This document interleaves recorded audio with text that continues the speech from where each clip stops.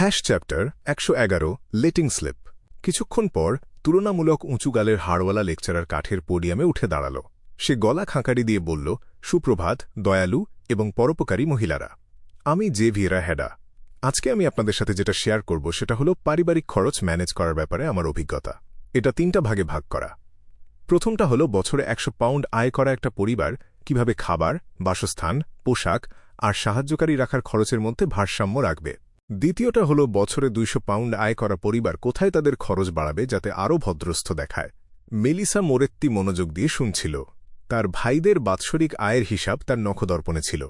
ইতোমধ্যেই 200 পাউন্ডের বেশি হয়ে গেছে। সে ভাবল, অর্ধেক স্বস্তি আর অর্ধেক ভয় নিয়ে। বর্তমান জীবন নিয়ে সে স্বস্তিতে ছিল, সন্তুষ্টও ছিল, কিন্তু একই সাথে ভয়ও পাচ্ছিল যদি এই জীবনটা চোখের পলকে উবে যায়। এই সময় ওয়াইনলাল চুলের সেলেনা মুখে হাত চাপা দিল। সে তার 2 বান্ধবীকে চুপি চুপি বলল, মনে হচ্ছে এই মহিলা লর্ড অফ স্টর্মসের ভক্ত। ওর বুকে একটা স্টর্মের ব্যাজ লাগানো। মেলিসা তাকিয়ে দেখল জেভিয়েরার বাম বুকে প্রচণ্ড বাতাস আর উত্তাল ঢেউয়ের ছবি আঁকা একটা ব্যাজ পরা।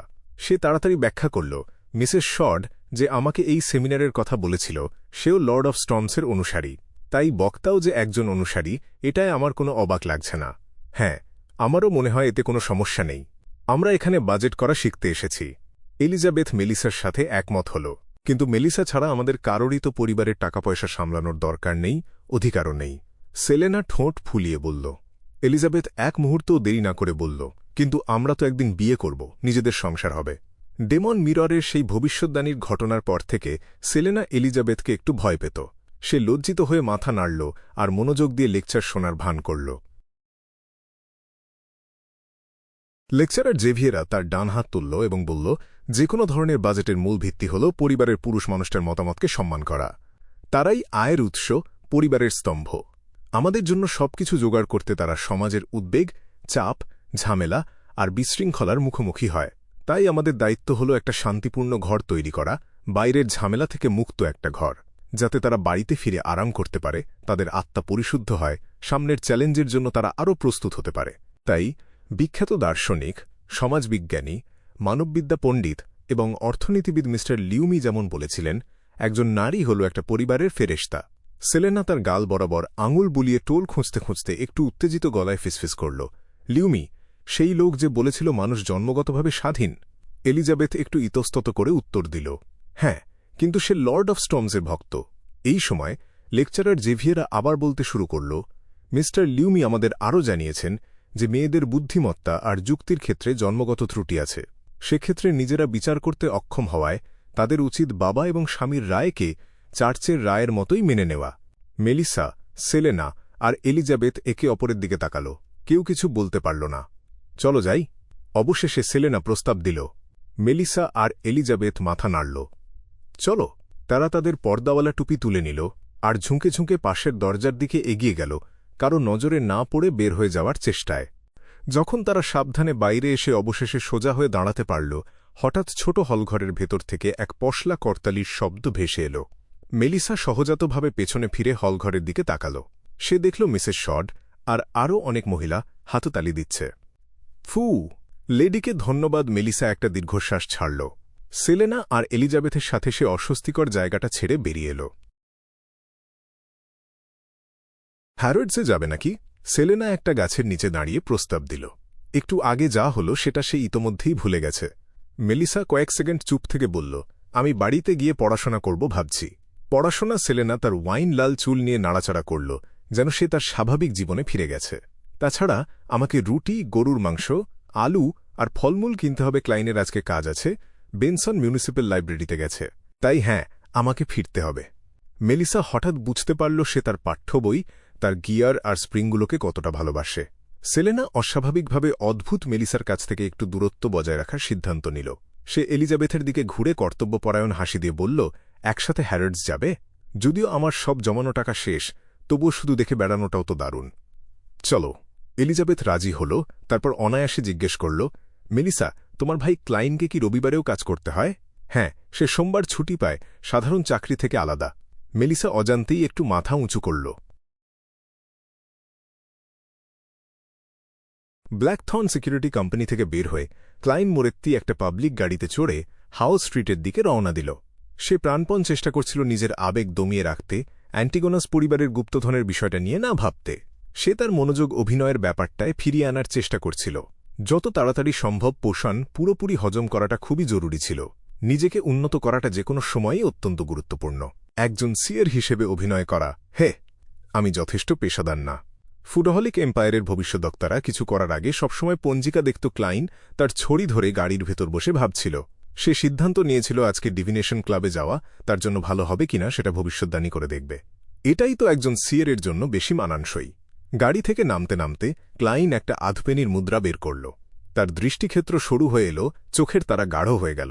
সে নীরবে আওড়াল, আজকে ডিভিনেশন ক্লাবে যাওয়া আমার জন্য উপযুক্ত। আজকে ডিভিনেশন ক্লাবে যাওয়া আমার জন্য উপযুক্ত। ঢং। ক্লাইন মুদ্রাটা উপরে ছুড়ে দিল। সে মুদ্রার ঘূর্ণন দেখল না, শান্তভাবে হাত বাড়িয়ে দিল। ঠক। আধপেনির মুদ্রাটা তার হাতের তালুর ঠিক মাঝখানে এসে পড়ল। এইবার 1/2 সংখ্যাটা উপরের দিকে ছিল। সংখ্যা উপরে মানে আজকে ডিভিনেশন ক্লাবে আমার কোনো দুর্ভাগ্যজনক ঘটনার সম্মুখীন হতে হবে। ক্লাইন একটু চিন্তা করল, তারপর রাস্তার উল্টো দিকে চলে গেল। সে ড্যাফোডিল স্ট্রিটের দিকে যাওয়া পাবলিক গাড়ির জন্য অপেক্ষা করতে লাগল। সে নিজেকে আরও বেশি বেশি একটা ভণ্ড মনে করছিল। হাউস স্ট্রিট, হ্যারোডস ডিপার্টমেন্ট স্টোর এর প্রবেশমুখ। সেলেনা ঠিক ভবনে ঢোকার মুহূর্তে হঠাৎ থমকে দাঁড়াল আর পাশের দিকে তাকাল। কিছু হয়েছে? এলিজাবেথ অবাক হয়ে জিজ্ঞেস করল। সেলেনা গাল ফুলিয়ে বলল, এলিজাবেথ, আমি আমার রহস্যবিদ্যার শিক্ষক মিস্টার ভিনসেন্টের কথা ভাবছিলাম। আমার জন্মদিনের পরের সকালেই সে এভাবে মারা গেল। এটা কি এই কারণে হতে পারে যে আমি তার গোপন মন্ত্রগুলো উঁকি দিয়ে দেখেছিলাম আর ব্যবহার করেছিলাম? এই নিয়ে আমার মনে সবসময় একটা অপরাধবোধ আর অস্বস্তি কাজ করে। তাছাড়া ইদানিং আমার ভাগ্যটাও খুব একটা ভালো যাচ্ছে না। তো? এলিজাবেথ আস্তে জিজ্ঞেস করল। সেলেনা ঠোঁট কামড়ে ধরে বলল, আমি ওদিকে ডিভিনেশন ক্লাবে গিয়ে একটা ভবিষ্যদ্বাণী করাতে চাই, দেখতে চাই মিস্টার ভিনসেন্টের মৃত্যুর সাথে আমার কোনো সম্পর্ক আছে কিনা। আমার জন্মদিনের পার্টিতে যা হয়েছিল তা থেকে আমার মনে একটা খটকা লেগেই আছে যে এলিজাবেথ আমার কাছে কিছু লুকাচ্ছে। আমার মনে পড়ছে সেই টাক্সিডো পরা লোকটার পিঠটা। তুমি নিজে তো ভবিষ্যদ্বাণী করতে পারো? এলিজাবেথ অবাক হয়ে জিজ্ঞেস করল। সেলেনা তার বাবার অনুকরণে দীর্ঘশ্বাস ফেলল। হায়, আমার বর্তমান অবস্থায় সেটা সম্ভব না। ঠিক আছে, তাহলে আগে ডিভিনেশন ক্লাবে যাই। এলিজাবেথ তার বান্ধবীর প্রস্তাবে রাজি হল। তারা পাশের দিকে এগিয়ে গেল আর সিঁড়ি বেয়ে দোতলায় ডিভিনেশন ক্লাবে গিয়ে পৌঁছাল। হ্যালো, শুভ বিকেল মিস অ্যাঞ্জেলিকা। আবার দেখা হয়ে খুব ভালো লাগল। সেলেনা রিসেপশনে গিয়ে প্রাণবন্তভাবে সম্ভাষণ জানাল। অ্যাঞ্জেলিকা হেসে বলল, দুপুরের খাবারের পর আসলে তুমি আমাকে এখানে পাবেই।